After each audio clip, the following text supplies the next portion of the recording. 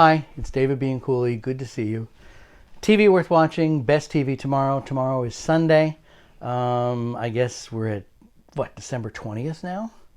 And it is episode 3 of Your Honor on Showtime, Bryan Cranston.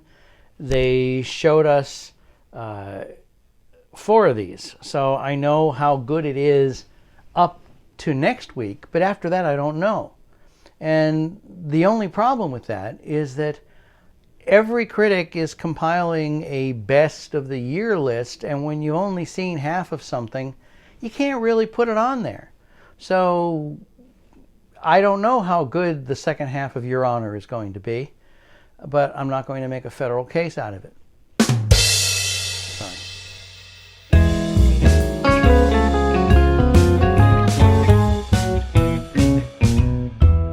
Welcome to Greenwood Cemetery, one of New Orleans' largest above-ground cemeteries. Now, when you come in here, you really get the sense that you're stepping back in time in a lot of ways. It's mainly due to our great neoclassical architecture that we have here in New Orleans that makes these above-ground tombs so famous. These family tombs right behind me, these are very Romanesque in their design. If you've ever seen pictures or maybe even been there yourself to the Appian Way, the old Roman road that runs across Italy, you'd see a bunch of above-ground tombs dotted in that landscape that pretty much look exactly like these. They're kind of like smaller versions of these.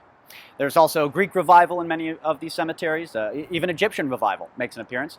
Sometimes you'll see obelisks and pyramids that are signs of that Egyptian revival architecture. The most famous pyramid tomb in New Orleans is probably the Omnia Ab Uno tomb, which will be the final resting place of a man that we all know and love and admire, the actor Nicolas Cage. So, historically, New Orleanians could fit about 85 people in a single above-ground family tomb.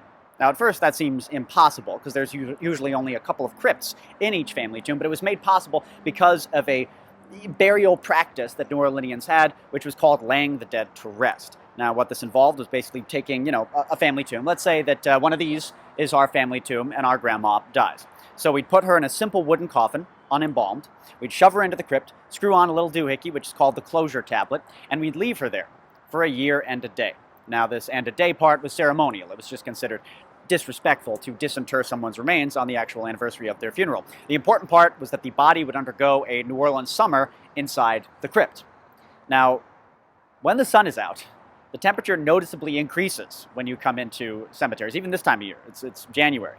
In July and August, the temperature inside many of our above-ground cemeteries skyrockets. I mean, in the crypts themselves, temperatures can reach 350 degrees Fahrenheit.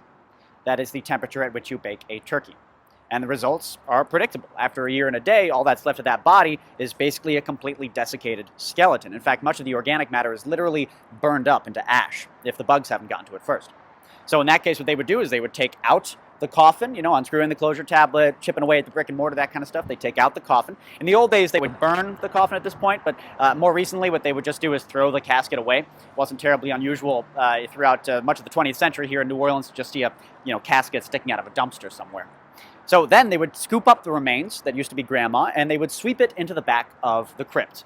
Typically, it would then fall down a chute that would lead into a subterranean chamber called the caveau, which means little cave.